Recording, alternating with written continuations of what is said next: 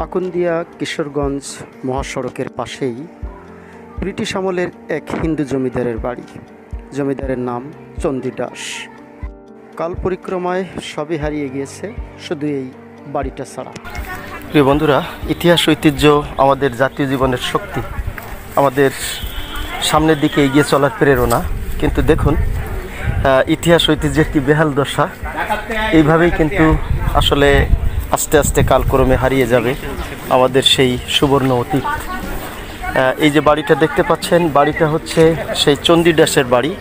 যদিও সেই মধ্যযুগের মঙ্গল সাহিত্যের কোনো চন্ডী দাস নয়, এটা একজন ব্যবসায়ী ছিলেন। হ্যাঁ, তো এখানে খুব হতাশ হলাম এই বাড়িটা ভেঙে ফেলার কারণে। দেখুন, এখানেও আসলে কিছু স্থাপনা আছে, জানি না এটা নতুন করে গড়া হবে নাকি একেবারে শেষ করে ফেলা হচ্ছে।